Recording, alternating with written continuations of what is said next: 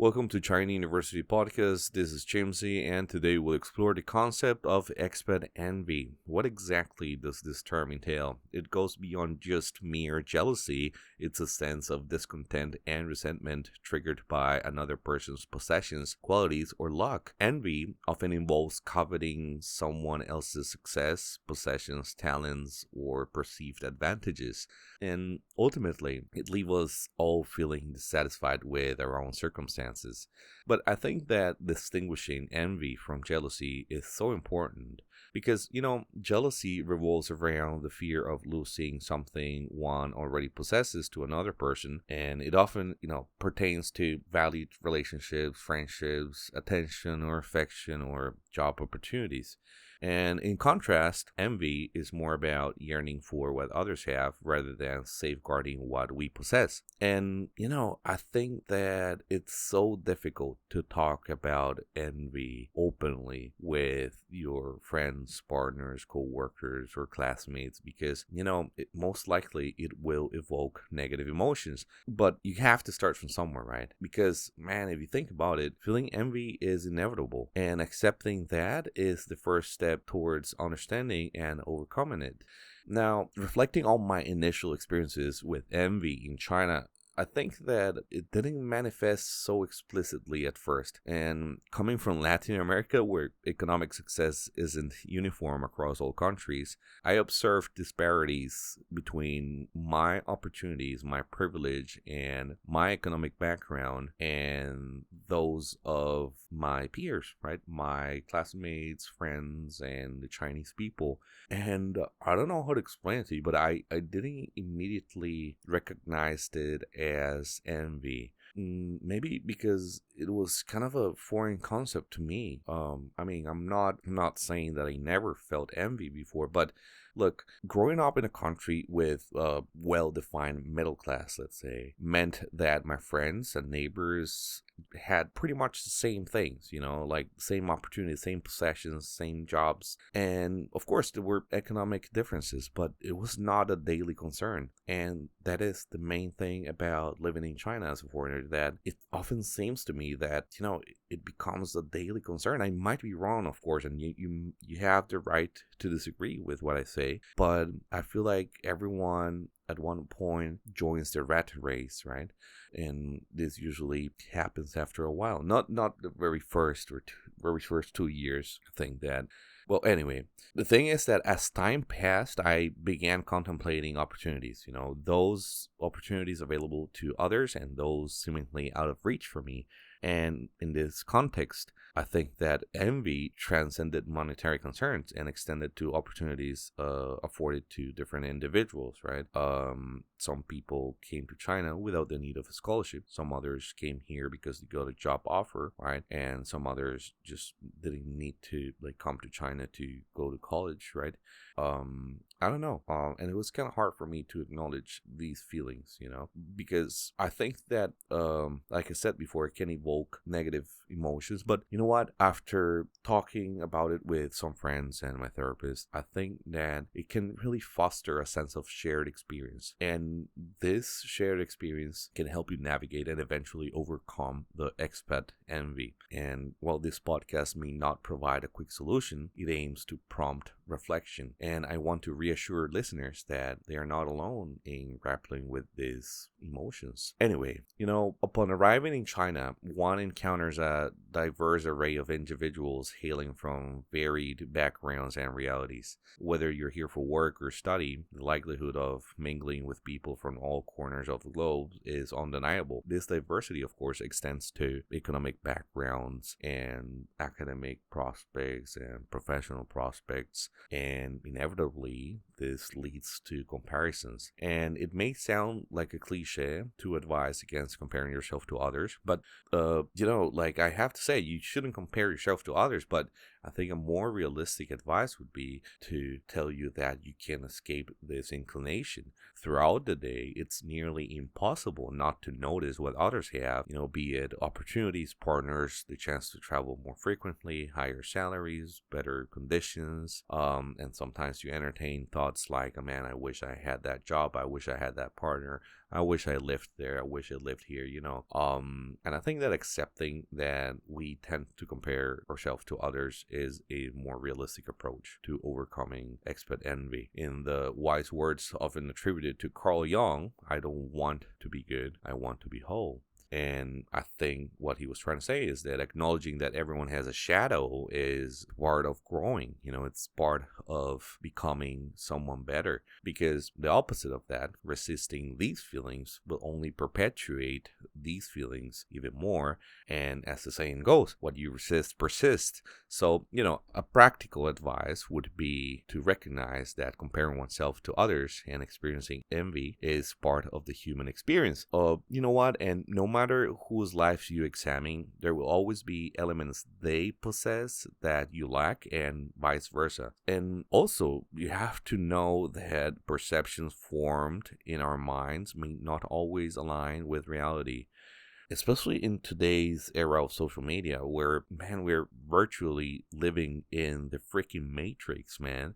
We really are. If you think about it, look, we're exposed to diverse online realities that only work for furthering our distorted perceptions. And you have to be very careful when you navigate this landscape. You gotta be aware that not everything you see online is accurate, and people might be living very different lives to the ones they portray online.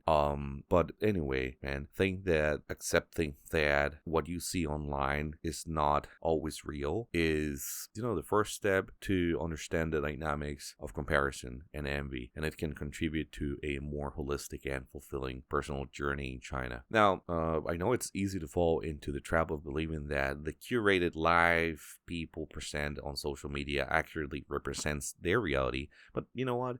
Based on my experience, this is often not the case. The constant bombardment of carefully selected pictures and videos showcasing the highlights of others' life can really create a distorted perception, man.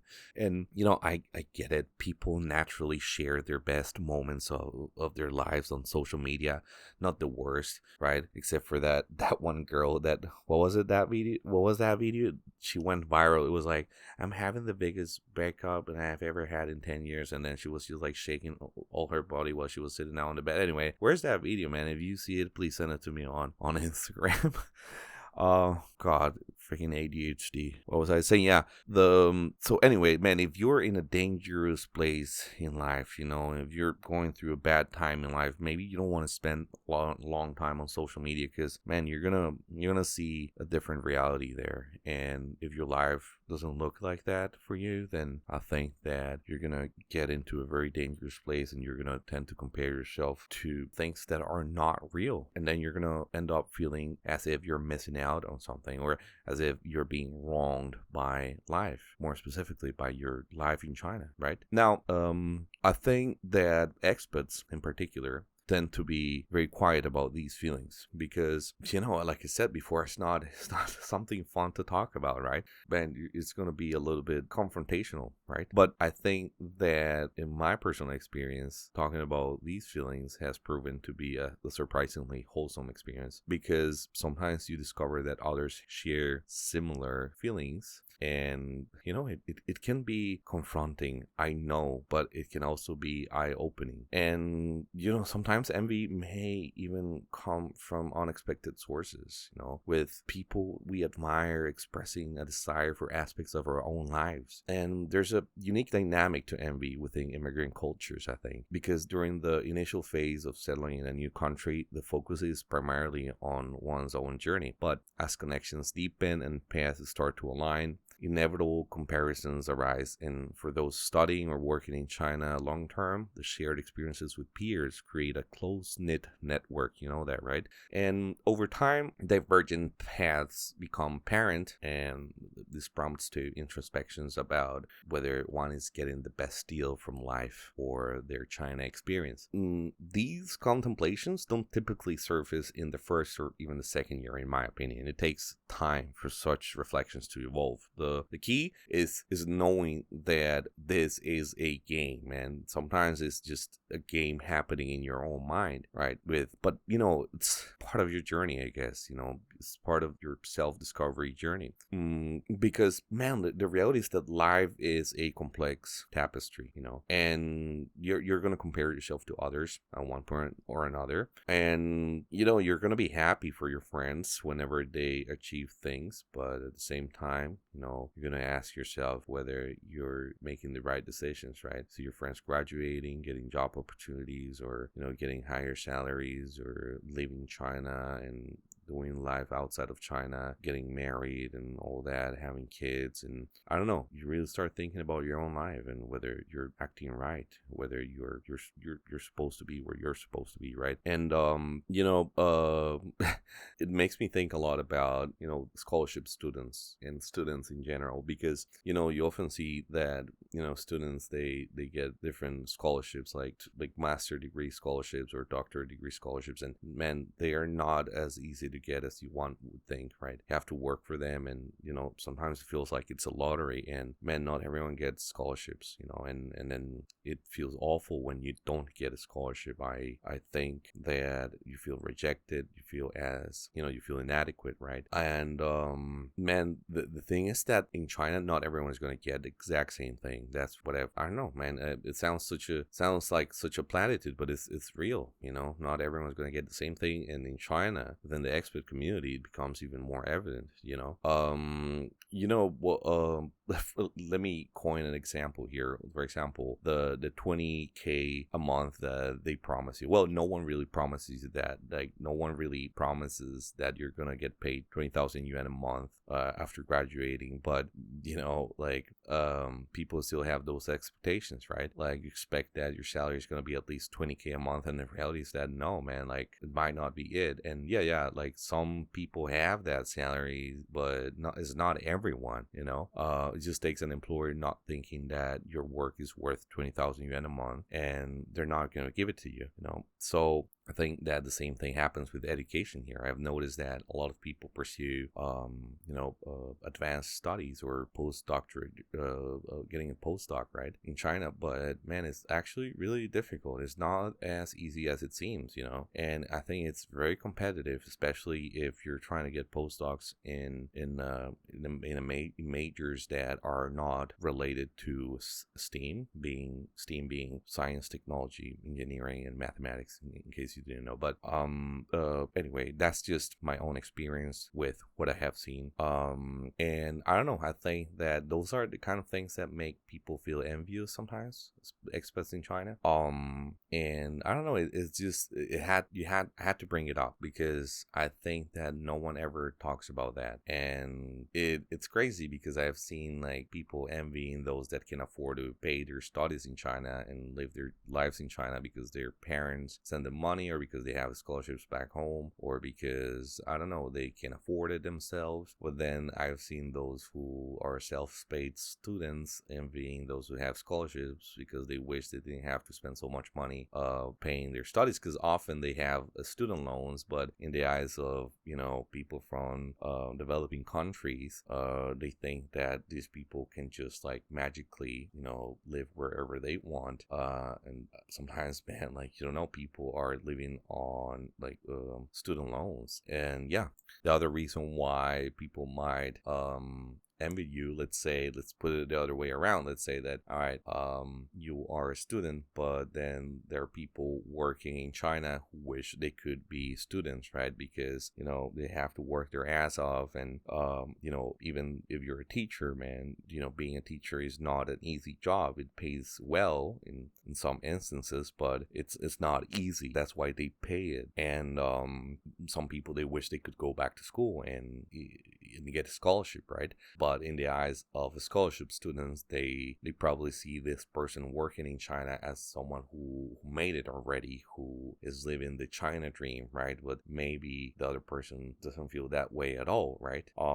So it goes both ways. It's just very interesting to see it, because for a person working at a job in China, they might see it, I don't know, they might feel as if they're in a dead-end job, and and they might see a person doing a master degree or undergrad master degree or a doctorate degree as someone who has a life plan for at least the next, what, 2, 3, 4, 5 years of their lives, because, during those 2, 3, 4, 5 years of your lives, you're going to be focusing on just one thing, right? Which is your studies, and you're always going to wake up and you're going to have the same goal, which is, okay, man, I got to get down to work. I know what I have to do. I have to take classes. I have to write out my thesis and, get this shit done. And that's going to be the same for at least whatever period it takes for you to finish your studies. But if you have a job, then you're going to wake up thinking like, okay, man, how am I going to pay the bills now? All right, man, well, what about my romantic partner, man? I'm not hooking up with anyone in Bumble, or I'm not getting dates. What am I going to do next, man? I'm going to get fired? Man, I wish I had, I wish I could make more money, man. I should probably get, there's so many other things that you have to consider, right?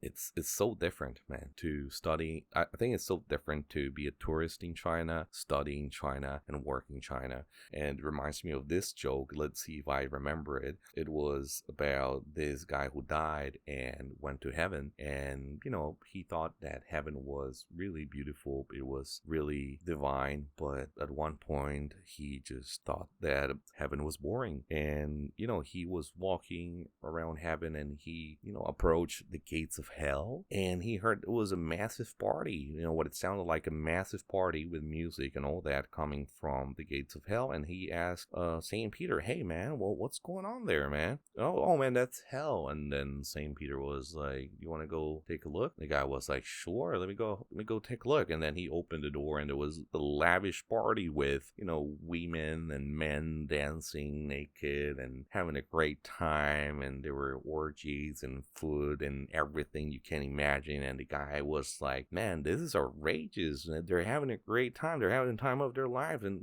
meanwhile, in heaven, no offense, Saint Peter, but man, it's too calm. It's too quiet. And I was, well, man, I mean, you can move anytime you want. And, the guy was like, really? Sure. Oh, all right, let me go back and pack my stuff. And the guy went back and packed everything. And, he moved back to heaven. And the moment he opened the gates of hell again, this time he was received by a whip.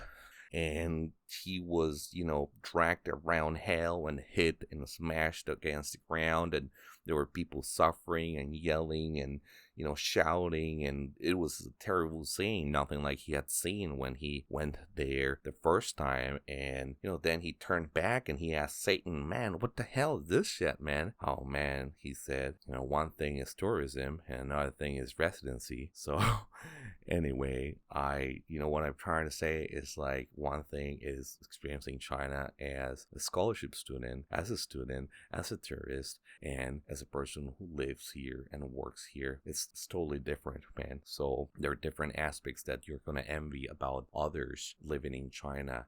So yeah, anyway, but I've also noticed how there are many kinds of sources of envy, right? I think that, man, there's just so many things that people feel envious about when they're in China. For example, I think that something that students often stress about all the time is the fact that their visas are going to expire because their studies are going to finish, and then after that, then they're going to have to join the rat race. They're going to have to exit the ivory tower, right? Assuming that they didn't get any position to further their studies or their stay in the ivory tower, and they're going to have to join the rat race, and then it's hard to join the rat race, and they're probably envying those who already joined the rat race and got a goddamn visa, right? They don't have to worry about that because it's pretty stressing to worry about your visa, right? But at the same time, I think that there are crazy comparisons here and crazy comments that you hear from people. Not crazy comments, but convoluted ways in which people envy each other here in China. And you'll see, for example, people envying those who get to leave China for a better opportunity. Because, all right, it reminds me of, this powerful example shared by a friend that highlighted these subtle signs of envy, right? But of course, I didn't attack her or anything like that. I just listened to what she had to say. So what she had to say is that for some people, China is just the option among many. But for some other people, China is the only option. And man, that is so truth. Like, I feel like if you come from a developed country, more than often, China is just one of the options among many, especially if you had the opportunity to be highly educated and have, a solid working experience that can allow you to work anywhere around the world. And the moment you don't like China anymore, you can just, pack your shit and leave. And that's exactly what she was telling me last time. She told me how there's this guy that was working at Ferrari in China, and during COVID the borders were closing and they were quarantining people. And all of a sudden, this guy was like, you know what, man, I'm going to quit my job here in Ferrari because they advised me not to leave China, and fuck that shit. I'm going to quit my job and go back to Europe. And she was like, dude, like, can you imagine, man, like quitting your job at Ferrari just because you can? And I thought about that. And I was like, God damn, man, I don't know if I would be able to quit, my current job right now. I cannot even imagine what it would be like to quit my job at Ferrari, right? Well, but you never know. Maybe the guy was cleaning floors for Ferrari. You never know. Well, like, no. Anyway, it was just a nice breaker there, just to laugh a little bit. But I feel that it's so important for us to get to know all the ways in which we feel envy, because I know for a fact that you're gonna identify with some of the things that I will say, or some of the things that I have said so far, right? And one of the things that make people envious of those who are living in China is that whatever it is that they're doing in China might not be replicable outside of China. You might be a gym coach here in China, but you cannot do that in, I don't know, America. Or you might be a Latino dance teacher here in China, but man, you'll be unemployed back in Venezuela, right? Or I don't know, man, you could be a basketball player, here in China, or you could be a basketball coach here in China, but then like no one would take it seriously back in Cameroon. Or you know what I'm saying? Like, this is what sometimes makes people feel a little bit envious, the fact that people can leave China whenever they want, because then you really start asking yourself whether you're living your China dream, or whether the China dream is living in you but it's not coming true. It really reminds me of this YouTuber, and maybe this is a tangent, but there was this YouTuber who, he made it to the top. He had millions of subscribers and he made lots of money, I guess. And all of a sudden he just like decided to quit. He quit, he stopped. And it's like, remember that the scenario, remember Forrest Gump when he went on a cross country run where people rallied behind a perceived noble cause only for it to end abruptly. With Forrest Gump saying like, I want to go home, I'm tired, right? It left the people that were running with him feeling like, what the hell, man? Now what, right? And I think with this YouTuber that quit, when he quit, he said that a lot of people were like, wait, man, you're living the dream. This is supposed to be it, right? You're at the top and now you decided to quit. I think that happens when you see someone who has been living in China for a long time getting the best job you could ever imagine, and all of a sudden they quit their job and go back to their country, or go back to another country, and then it makes you feel a little bit weird. It's like, wait, do they know something that I don't know?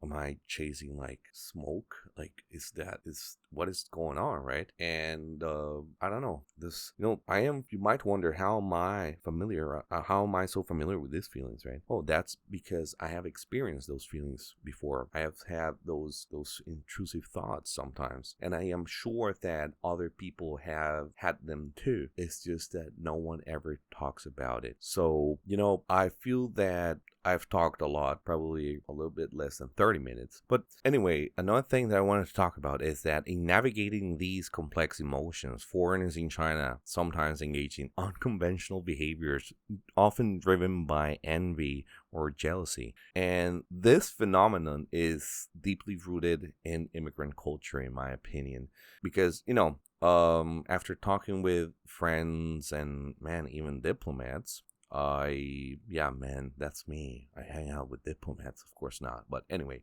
the competitive nature among expats is just insane sometimes, because it can manifest in I don't know, reluctance to share job leads or job opportunities, networking opportunities, And then this just reflects the hesitancy to provide assistance that could potentially lead to the success of others, right? Because you don't want, your friends until, that they're doing better than you, right? Or like, you don't want, people are going to cheer you up and they're going to like tell you that, yeah, man, everything is fine. But like, you want to make sure that they're not taking food from your plate, right? And I think that it really underscores the intricacies of expat interactions and the subtle competition that permeates certain aspects of the expat life. And I understand it's true that some expats might hesitate to offer assistance or share opportunities because they fear they might be compromising crucial opportunities for themselves. But not everyone shares this mindset, of course, but it's a reality. And, it's probably because they have faced challenges in securing jobs or securing good salaries, right? So, it's just a sign that the job market here in China is not as straightforward as one might think. There's a fear of losing out, whether it's money, connections, job opportunities. This really makes jealousy and envy overlap, in my opinion. And the distinction lies in the fear of losing something that one already possesses, I think it's understandable to a certain extent, especially when expats invest considerable amounts of effort in establishing themselves in China. Man, I'll never forget the time that I went to a party with my countrymates. Man, can you believe that I brought this expensive milk powder and someone stole it, dude? Someone in the motherfucking party had to steal that shit, man. Can you believe it? And relationships, by the way, they also become a significant consideration for expats in the long run. And while it might not be a top priority initially, over time the desire for meaningful connections becomes more pronounced because observing others find their life partners in China, especially I guess in, I don't know, man, like tier 1 cities, right? It can lead to a sense of longing for such companionship, right? Because the portrayal of ideal lives on social media exacerbate these feelings. You see all these couples in China traveling and making video blogs, and then you kind of start thinking about your own life, and it's inevitable, man. It at one point or another you might say, no, not me. Yeah, man, it maybe not you, but at one point or another you're gonna feel something like that. And you see all these people getting married with, I don't know, locals, with people from first world countries, developed countries, and immigrating and doing all sorts of stuff, traveling to Thailand or traveling to Bali.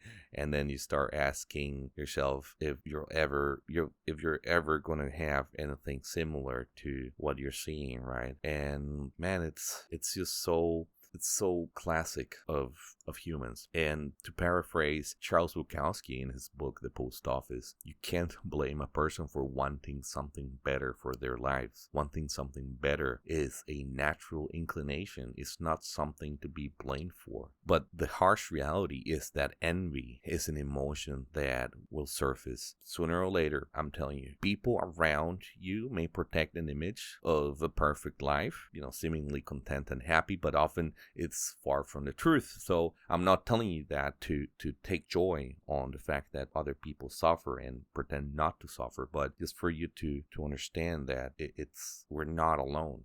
We're all in this together. It's the truth. And envy can be very deceiving. You might find yourself feeling envious of someone who in reality has a life less fulfilling than yours. Numerous examples exist of individuals who appear content online but are in fact struggling with their reality. And this discrepancy between appearances and reality is an essential aspect of expat life that warrants discussion, because man, no matter how many pictures in the Bund you see in Shanghai or, I don't know, Whitehang, man, doesn't matter how many rooftop parties you see these people going to, man, and you never know how these people are feeling. They might not living the dream. And like I said before, I'm not saying this for you to take joy from other people's misery or disgrace, but I am just telling you this so that you don't feel alone in your own feelings. I think this episode, it's been a very long episode, and I would like to finish it now because I think I've said enough, but I'm pretty sure that I have not coined every single example. I think the episode has become very long, and I hope that it really makes you reflect a little bit on your own life and what you have experienced in China so far. And if you have never been to China, or if your stay in China was relatively short, maybe you'll get an idea of what life feels like here in China. So, well, I think that that's about it for today. I just want to say that, well, you don't have to be good. You just have to embrace the shadow, like Carl Jung said. I'm inviting you all to embrace your shadow. That was it. Thank you very much. All right, I'll see you next time.